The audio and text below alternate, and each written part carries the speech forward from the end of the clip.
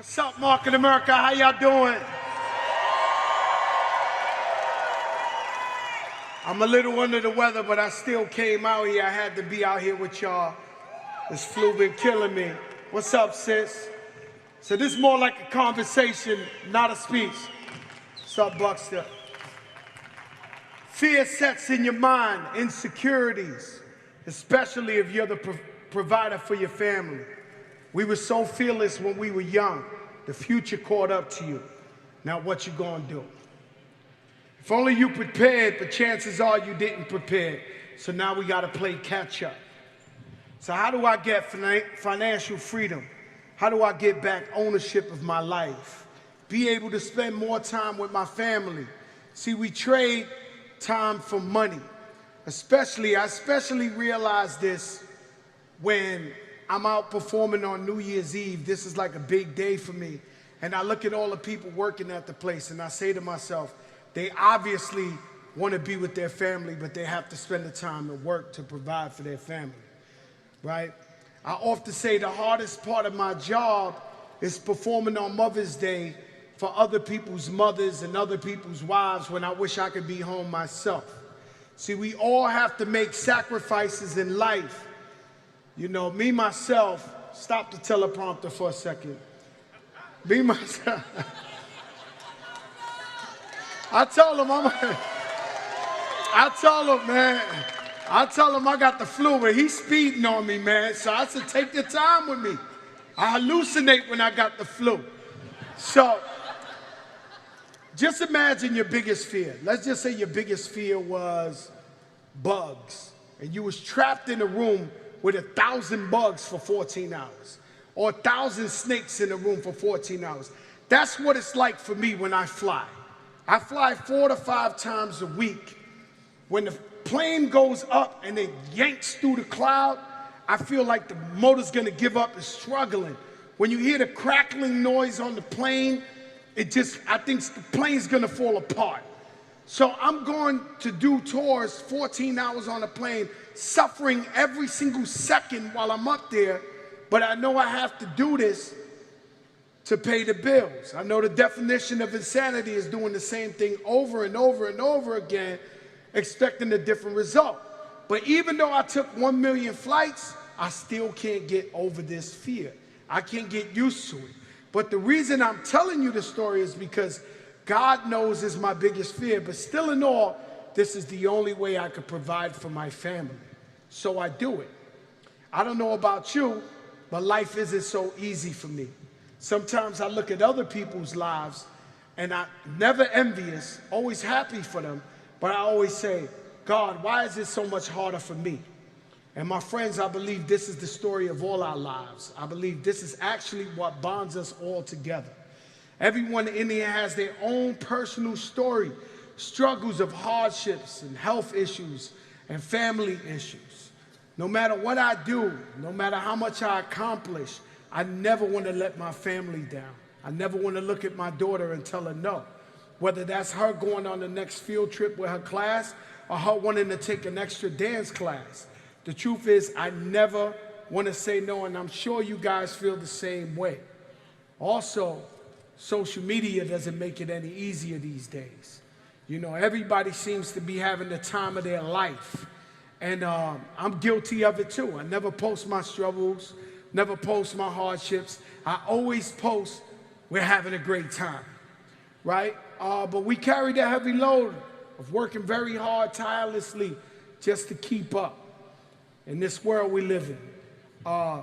What's your reality? I mean, like, what's really your reality? You know, I don't know about you. If I knew what I know now, back then, I would own several businesses. And instead of putting our hands in the lives of people that we thought were our family and our friends, and they were just employers, and as soon as they could get somebody inexperienced, less experienced than you, and pay them less than you, they'll fire you. Yet and still, you went there, rain, sleet, or snow. Yet and still, you were loyal. You was loyal to the business. One day will come, and this will eventually happen over and over and over again in life, because the traditional 9-to-5 job every worker is expendable. So they tell you easily, sorry, Mr. Lee, but there's no help wanted. I walk in supermarkets sometimes. You know, when the Fat Joe settles in and I want some cookies and milk at 12 midnight, I sneak in the supermarket and I'm off the diet. Often, the woman behind the counter, she's old enough to be my grandmother.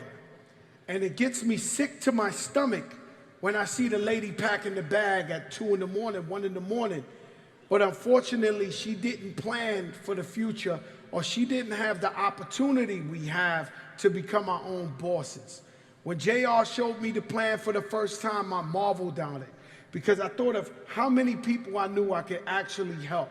So I ran out there in the Bronx, all over the country, spreading the word, letting them know about Market America, because I knew this business could change the lives of many, many people. And think of a concept where you could only succeed by helping others. I mean, this thing blew my mind. And you know, you only live once. Life is only once, Big Al. And somehow people know that, and they still choose to live mediocre. You know, I've been shot, I've been stabbed, I've been robbed, you name it, I never gave up. The difference between people who don't make it and people who make it is the people that are successful never give up, period.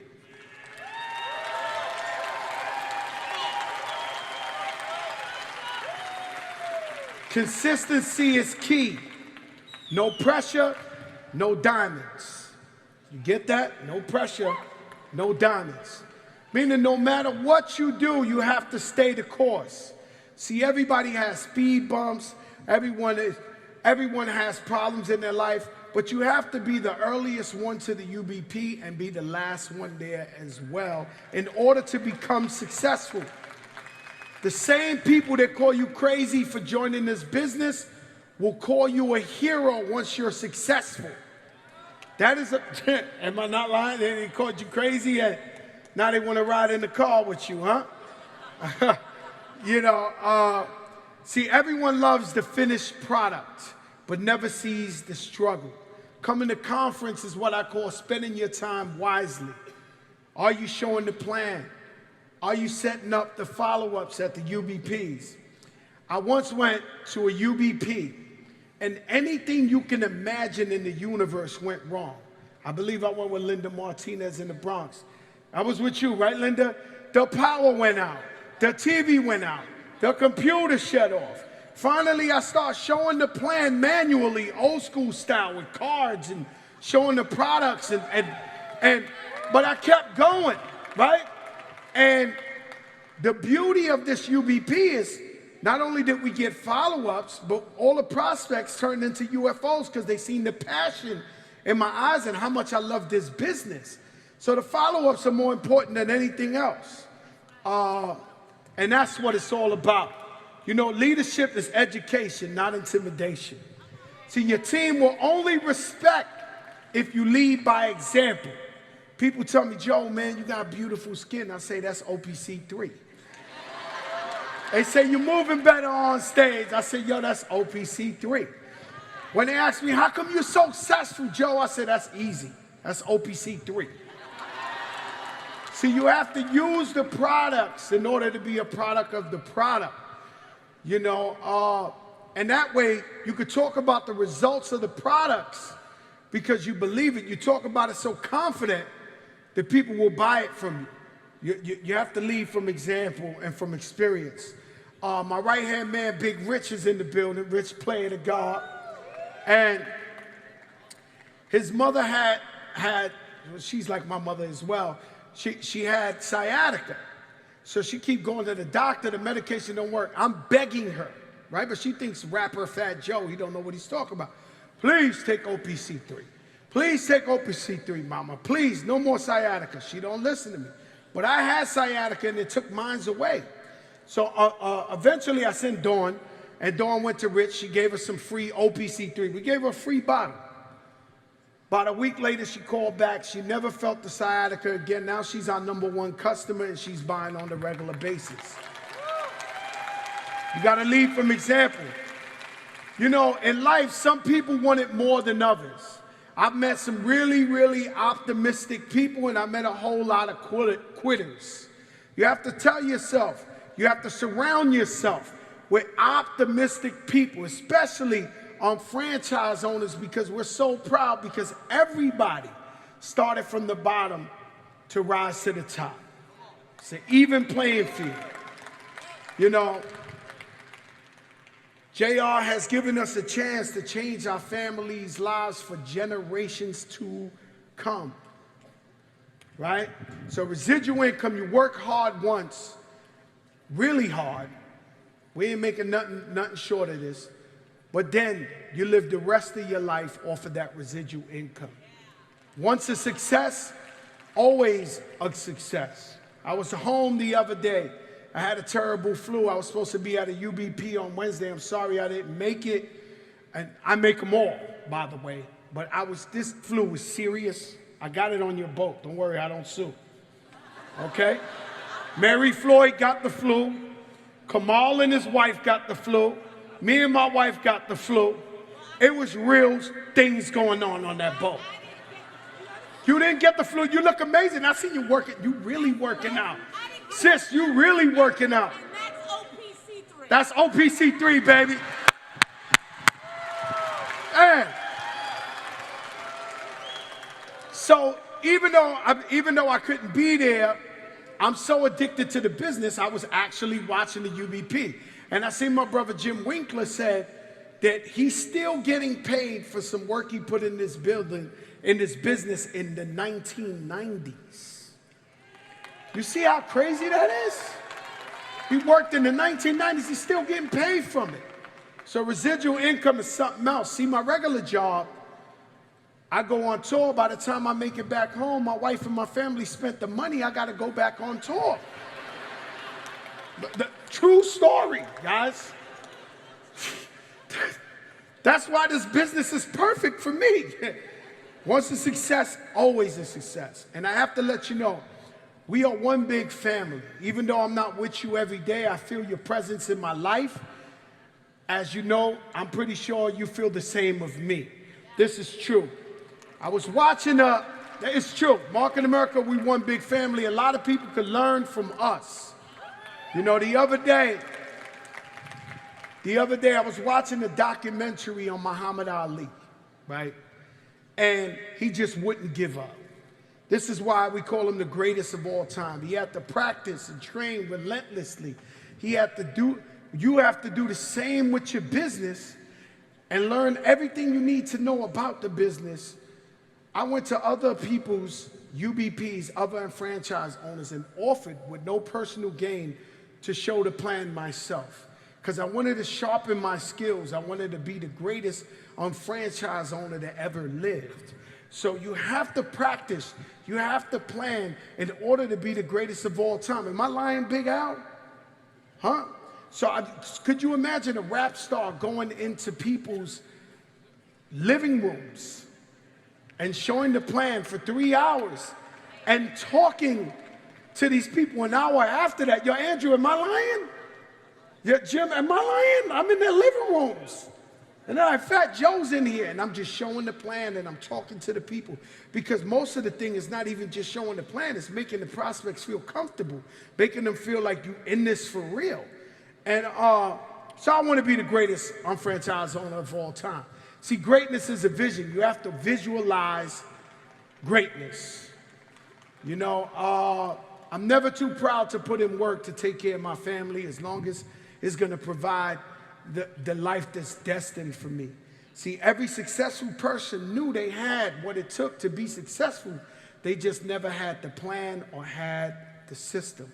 I often say my Asian brothers and sisters get up here proudly on stage and they say, we follow the system. This system has been proven to work from continent to continent to continent. It works. All you have to do is follow the system and you'll be successful. We all agree on a better way of life, no matter what, race, religion, creed, whatever you call. 20,000 entrepreneurs from all walks of life. Check this one out. This is my greatest Jay-Z lyric, right? The great Jay-Z once rapped. He said, nobody will fall because everyone will be each other's crutches. And that's what this business is all about. I help you, you help me. There is no other business like this, right? There's not one person in this room that I believe doesn't want to see everyone else succeed in this room. And that's the secret to our success. But this has to be your time. You have to find the strength within you to level up. Every time I have anyone doubts me, I use that as energy, as fuel, so I can succeed. I call this the Mamba-like mentality.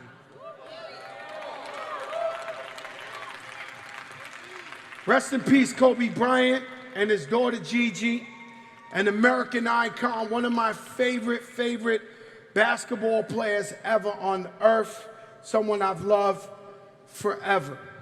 The other day, the Lakers did one of the most beautifulest tributes in the universe to Kobe, and I started to tear. I'm sure everybody who watched this cried. It was a memory of him and his daughter, and it was so emotional I could barely watch. And for sure, the Lakers and the Lakers faithful, they needed this fairy tale ending. They needed the Lakers to win for Kobe that day. And LeBron gave such a beautiful speech. And so they went hard at each other. They played the Portland Trail Blazers. They had Market America's own Carmelo Anthony and a young red-hot Damian Lillard. So they faced off. And I watched this game, and I wanted the Lakers to win for Kobe. But this guy, Damian Lillard, he wouldn't stop missing. And he was shooting from all over, shooting.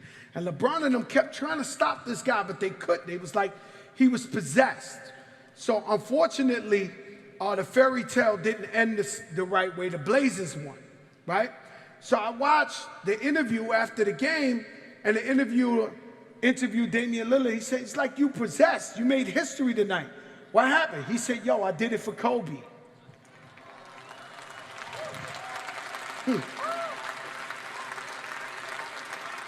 He said, I did it for Kobe. See, it doesn't matter what team you are, if you're on Elizabeth Weber's team or Team Fat Joe or Team whatever. You have to have the Mamba-like mentality in order to succeed. We all in this together. You know, rest in peace, Kobe Bryant. Listen, stay dedicated, stay committed. Consistency is key. I'm going to see you at the next convention. Make sure you buy tickets. I'm a little bit off the weather, so I'm not jumping up and down doing black flips, but I love you, Market America. Thank you so much.